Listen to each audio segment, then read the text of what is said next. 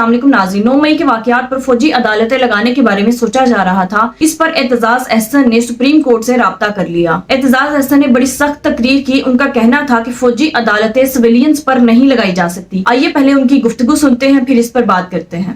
جو ان کے گھر پہ فائرنگ ہوئی اور حملہ ہوا ہے 2 روز پہلے، اس کی میں مذمت کرتا ہوں۔ اور سردار صاحب یہ اپنے آج کے اس درخواست کی داخل کرنے کے ذریعے یہ بھی بتانا چاہتے ہیں ان کو جنہوں نے فائرنگ کی ہے کہ سردار لطیف خان کھوسا اپنے مقام پہ کھڑا ہے اور آپ کی فائرنگ سے کوئی محروم نہیں ہوا۔ فوجی عدالتوں کے بارے میں آپ یہاں جمع ہوئے ہیں تو یہاں آپ سے گفتگو کرنا بھی ضروری ہو گیا۔ میں نے سمجھا کہ سردار لطیف خان کھوسا اور سلمان راجہ صاحب کے بیانات کے علاوہ آپ کی یہاں موجودگی کی وجہ سے میں آپ کو بھی کانفیڈنس میں لے رہا ہوں۔ ہم مانتے ہیں کہ فوجی عدالتیں آئین کے تحت، پاکستان کے آئین کے تحت نہیں لگ سکتی۔ اس پہ ایک حتمی فیصلہ آیا تھا 1999 میں۔ 1999 میں سپریم کورٹ کے 9 ججز نے لیاقت حسین کے کیس میں یہ فیصلہ کیا کہ پاکستان میں سویلین آبادی کو ٹرائی کرنے کے لیے، سویلین آبادی کو پھر مقدمہ چلانے کے لیے فوجی عدالت کا کوئی اختیار ہے۔ فوجی عدالت پاکستان آرمی ایکٹ کے تحت فوجیوں پر بیٹھ سکتی ہے۔ ان کے مقدمہ کو، فوجداری مقدمے کو بھی اس کو وہ فوجی عدالت دیکھ سکتی، پر کسی سویلین شہری کو فوجی عدالت ٹرائی نہیں کر سکتی۔ اب لیاقت حسین کے فیصلے کے بعد 15 سال کوئی فوجی عدالت نہیں لگی، لیکن 15 سال میں 16 دسمبر 2014 کو پشاور میں آرمی پبلک اسکول کا واقعہ ہو گیا۔ ایک بہت گھناؤنی وہ سازش تھی، بڑی سفاکی سے، بے دردی سے انہوں نے حملہ آوروں نے 150 سے زیادہ لڑکے کو قتل کیا ان کولڈ بلڈ۔ تو ملک میں سارے میں ایک ڈیمانڈ اٹھی کہ فوجی عدالتیں لگاؤ اور ان کو ٹرائی کرو۔ اب فوجی عدالتیں نہیں لگ سکتی تھی، آئین اجازت نہیں تھا دیتا، تو فوجی عدالتیں لگانے کے لیے اس سانحے کے پیش نظر آئین میں 21ویں ترمیم کی گئی۔ 21ویں ترمیم نے آئین نے خود جگہ بنائی اور فوجی عدالتوں کو سپیس دے دی، اختیار دے دیا، جورسڈکشن دے دی کہ فوجی عدالتیں قائم کی جا سکیں۔ اب وہ آئینی ترمیم کی ضرورت 2 سال کی سنسٹ کلوز رکھی کہ 2 سال بعد اس قانون کو، اس آئینی ترمیم کو ریپیل نہیں بھی کرنا کی ضرورت، یہ ریپیل ہو جائے۔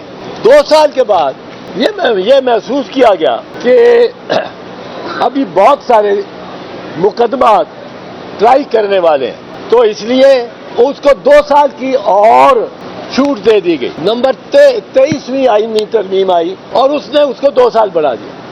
اب 2 سال بڑھنے کے بعد جنوری 2019 کو یہ ختم ہو گیا دورانیہ۔ اس کے بعد کوئی گنجائش نہ رہی اس کے بعد فوجی عدالتیں لگانے۔ اب یہ 9 مئی کے واقعات کے بعد 9 مئی کو بہت سارے واقعات ہوئے، بڑی زیادتی ہوئی۔ میں ان کی وکالت نہیں کرتا ہوں کہ انہوں نے ٹھیک کیا غلط کیا۔ میری استدعا ہے عدالت سے کہ فوجی عدالتیں اس بلوائی کو بھی، جس کے سامنے یہ کہتے ہیں کہ ثبوت ہے، ان کو بھی فوجی عدالتیں ٹرائی نہیں کر سکتی، جس نے بہت گھناؤنا جرم بھی کیا۔ اگر سویلین ہے، اینٹی انسداد دہشت گردی کی عدالتیں ہیں، وہ ٹرائی کر لیں، سیشنز کورٹ ٹرائی کریں، فوجی عدالت نہیں کر سکتی۔ اب فوجی عدالت کے 2-3 آپ کو میں اس کے بتاتا ہوں جو اس کی خصوصیات ہیں۔ جو عام عدالت ہے، عام سیشنز کورٹ ہے، اینٹی ٹیررزم کورٹ ہے، یہ جب سزا دیتے ہیں تو ان کو سزا کی موزونیت پہ پورے دلائل لکھنے پڑتے ہیں جج کو، کیوں وہ سمجھتا ہے کہ یہ گلٹی ہے، کس گواہ نے کیا کہا کہ اس نے مورد الزام ٹھہرایا، کس دستاویز یا کس تصویر کے ذریعے میں کنونس ہوا کہ یہ وہاں تھا اور اس نے بلوے میں حصہ لیا۔ فوجی عدالت نے صرف ایک لفظ لکھنا، گلٹی یا ناٹ گلٹی، کوئی دلائل نہیں دے۔ اب جب دلائل نہیں دے رہے تو یہ انصاف نہیں ہو، तमाम फॉर्मेशन कमांडर पाकिस्तान के, जिनमें आर्मी चीफ साहब भी हैं, वो मिल बैठते हैं और वो क्या कहते हैं, वो ISPR का जो है प्रेस रिलीज, उसके मुताबिक वो कहते हैं नाकाबिले तरदीद शवाहिद, जिनको कभी झुटलाया नहीं जा सकता और बिगाड़ा नहीं जा सकता, उन पर मबनी नाकाबिले तरदीद शवाहिद, जिनको ना झुटलाया जा सकता है ना बिगाड़ा जा सकता है, ये उनकी ज़बान है प्रेस रिलीज की। इस नतीजे पे पहुंचता है फॉर्मेशन कमांडर, इस नतीजे पे पहुंचते हैं कि बलवाइयों ने 9 मई को एक साजिश के तहत, एक मंसूबे के तहत किया जो कुछ किया। अब जब तमाम general, senior general Pakistan army, तमाम सीनियर ब्रिगेडियर वो इस नतीजे पे पहुंच चुके हैं, तो एक कर्नल बेचारा जो कि एक फौजी अदालत को की सरबराही कर रहा होगा, वो इसके खिलाफ किस तरह जा सकता? जो चीज देखने वाली है कोई गौर नहीं कर रहा, उससे हटा रहे हैं, उससे अटेंशन हटा रहे हैं। वो ये है कि मिसाल के तौर पे लाहौर कोर कमांडर का रेजिडेंस का केस देखें, 7 या 8 घंटे वो थोड़े से बलवाई और ज्यादा नहीं है, 35-40 लोग एक वक्त में, ज्यादा से ज्यादा कोर कमांडर, और सब, और उनके पास किसी के पास आतशी असला नहीं है, आतशी असले की कोई इल्जाम नहीं आया किसी FIR। अब उनके पास आतशी असला भी नहीं है, डंडे हैं, 40-45 लोग हैं। ये IG क्या कर रहा है? IG को शामिल तफ्तीश किया जाना चाहिए, चारों IGs को। चारों IGs ये बता सकते हैं कि क्यों उन्होंने इमलाक का इतना नुकसान होने दिया और एक कदम उन्होंने उस तरफ नहीं लिया, ना उनके किसी सिपाही ने, कि वो बलवाइयों को रोकें।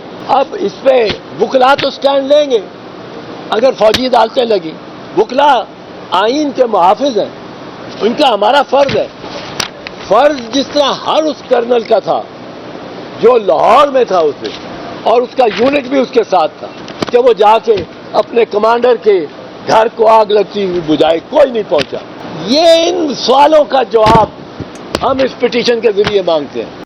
नाज़रीन, 9 मई का वाकया इंतहाई अफसोसनाक था और हम सब उसकी मजम्मत करते हैं। एतजाज अहसन का कहना था कि 9 मई का वाकया पहली दफा नहीं हुआ, ऐसे वाकयात पहले भी हो चुके हैं। इम्पोर्टेड सरकार सुप्रीम कोर्ट पर भी हमला कर चुकी है और आज वही लोग इस कौम पर मुसल्लत हैं। जिस तरह मरियम नवाज और नवाज शरीफ फौज पर तनकीद करते हैं, फौज के खिलाफ साजिशें करते हैं, अगर फौजी अदालतें लगानी होती तो सिविलियन से पहले मरियम नवाज और नवाज शरीफ पर फौजी अदालतों के जरिए मुकदमे चलने चाहिए। लेकिन अगर इनको फौजी अदालतों के जरिए सजा नहीं मिल सकती तो पाकिस्तानी अवाम पर भी इस तरह का जोर नहीं चलाया जा सकता। बैरिस्टर एतजाज अहसन का कहना था कि जो लोग कसूरवार हैं उन पर आम अदालतों में ट्रायल कर सकते हैं, लेकिन फौजी अदालतों में नहीं करना चाहिए। नाज़रीन, आपकी इस बारे में क्या राय है? कमेंट में जरूर बताइएगा। अगली वीडियो में मिलते हैं, तब तक के लिए अल्लाह हाफिज।